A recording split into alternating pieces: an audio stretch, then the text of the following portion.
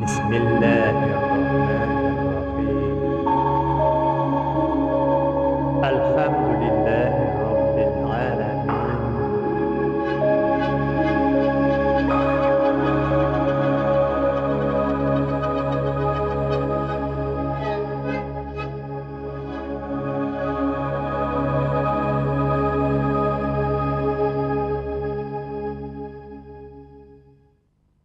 Assalamu alaikum wa rahmatullahi wa barakatuh. Allah subhanahu wa ta'ala hayırlı günler, hayırlı cuma günler nasip etsin hamma bizga da. Allah Teala bizga bu dünyada türlü motor günler berdi. Vel gasr dedi Allah subhanahu wa ta'ala. Yani vaqt tushunchasi bilan ant etam.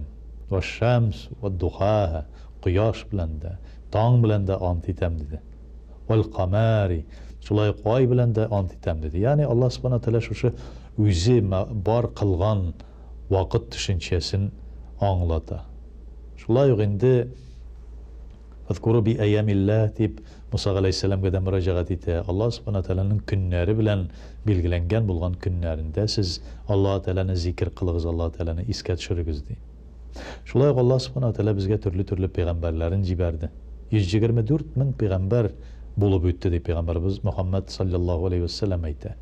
Hem ular arasında rasullar var idi, ular arasında nebiler var idi. Hem indi songusu min üzüm rasul da, nebi de, songu pişeti de, hem songu rasulü de buldum di. Peygamberimiz sallallahu aleyhi ve sellem aytdi. Hatmun nebiyyin ve seyyidil mursalin. Yani ol peygamberlerin ahırgısı hem rasullerinin yani kitaplar bilen kelüşü Allah Teala'nın sözü bilen kelüşülerinin en ulusu deyip bilgilegen sözler.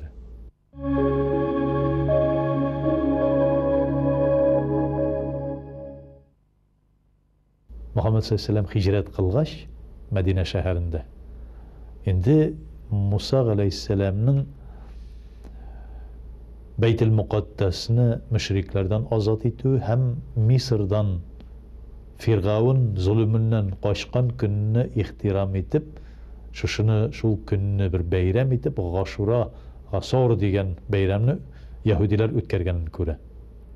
Şol vaqtda Muhammed sallallahu aleyhi ve sellem siz nindi bayram ötkeresiz Muharrem'nin 10. gününde degech şuşunu aytib bereler de Yahudiler vallahi sizge qaraganda Musa aleyhisselamga men yaqinroq turam dey. Hem şol vaqtda ali uraza tutu Ramazan ayında uraza tutu ayeti ingenşe bu vacip derecesine kira. Yani Gaşura gününde vacip derecesindeki bulgan uraza bula.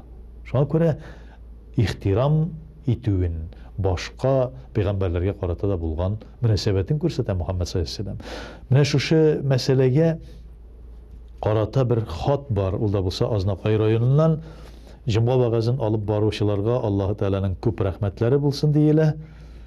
Terbiyevi ehemmiyeti gayet zor bulgan bu tapşırı devam etsin. Bir koyşanda bitmesin deyip dilekler de dili. Benim sorağım İslam dini hem Hristiyan dinlerinin tarihi turunda din yolunda yürüyüşü köp kişiler İslam dininin gelip şığıvın Muhammed Peygamber bilen beyliler.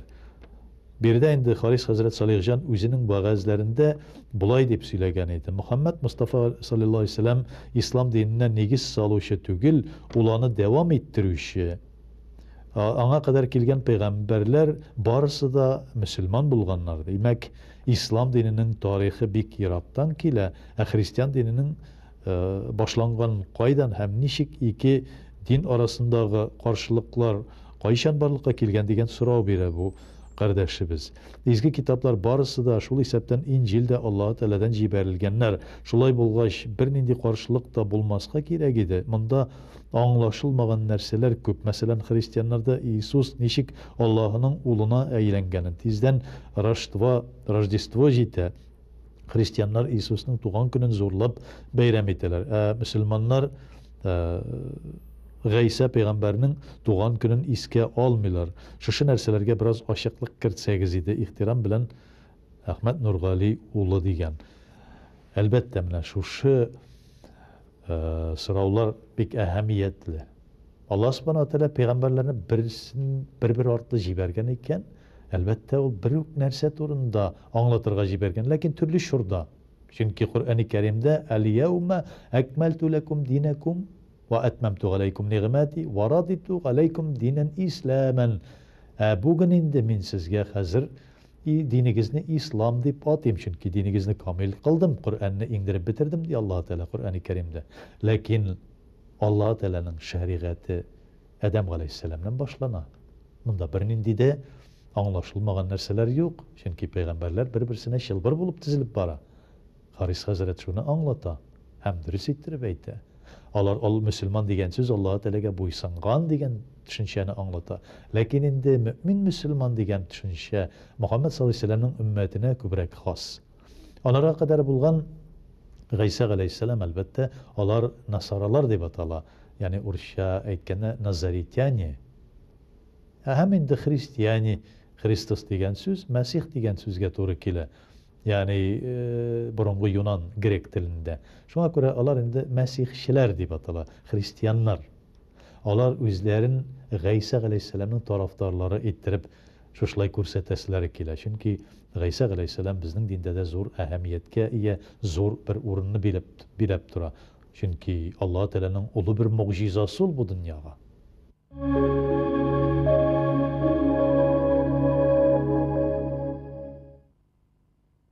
Niçin Rождество'nu yani Rождество'nu Müslümanlar ötkermi degende bizning Peygamberimiz Muhammed sallallahu aleyhi ve sellem yani bizning deb aytganda biz onun ümmetinden.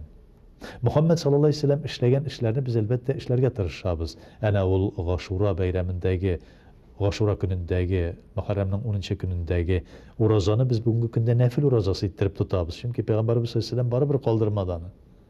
Lakin bu işrakta biz tiltidirmeybiz. İhtiram bilen qarab turabız. Onlar şu İsa aleyhisselam'ın doğan günün ötkerseler, ötkereler iken bik eybet. Onlar bit Allah Teala'nın peygamberi turunda iske alalar. Allah Teala turunda iske alalar. Endi biz özümüzün peygamberimiz sallallahu aleyhi ve sellem'nin mevlidini ötkeremiz. Rождество şula yok mevlidin gıssa ol. Mevlidin gıysa. Yani İsa aleyhisselam'ın doğan günü deyip etsek, bizning özümüzün Muhammed sallallahu aleyhi ve sellem'in doğan hem bu dünyadan ketken günü var. Şuna göre biz Muhammed sallallahu aleyhi ve sellem'in ümmetinden bularak Muhammed sallallahu aleyhi ve sellem kaderlerek وَلَكُمْ فِي رَسُولِ اللّٰهِ اُسْوَةٌ حَسَنَةٌ Sizde özünüzün Muhammed sallallahu aleyhi ve sellem'de hayırlı örnek buldu. Allah Teala bizge Kur'an-ı Kerim'de indi başka peygamberler ardından barağız değil mi? Şuna göre biz Muhammed sallallahu aleyhi ve sellem ardından yerip barabız. Hem başkalarga hürmet bilen qarıyız, onlarga bulganlarına inanabız, lakin onların ümmetlerine yermeybiz. Çünkü Allah Teala bugün min sizden İslam dini olarak, Muhammed ümmeti olarak min sizden kabul etem dinigizni dey. Din tutuğunuzni hem gıybedetigizni. Biz şuna inanabız, şunun ardından barabız. Endi bu iki arada karşılıklar kelip çıkıyor. İsa'nın ulu buluğu, yeki başka türlü meseleler elbette pek zor bir tema. Ol meselede elbette pek köp bahsler. Türlü yıllarda, türlü asırlarda, hatta indi Muhammed sallallahu aleyhi ve sellem'e qarata bulgan uydurmalar da pek köp olayga ketkende. İsa aleyhisselam bulsun, Musa aleyhisselam bulsun, başka peygamberler bulsun, onlarga qarata bulgan uydurmalar da pek köp. Nindidir bir uydurmalar var iken, gafo etiniz, onlarning işleri. Onlar özleri şunu ahırına şığırlar. Allah Teala kıyamet gününde görsetir. Qaysı haklı, qaysı haksız iken. Hakikat, haklık birevgine. Şuna göre Allah subhanahu teala özügine bilüşü. El-hak. Allah subhanahu teala özü hakikatini bilgilevişi. Şuna göre bu meselede biz elbette özümüzün dinimiz bilen meşgul bulabız. Onlarnıqın ihtiram etəbiz, dil tidirmeybiz. Dil tidirige hakkımız yok.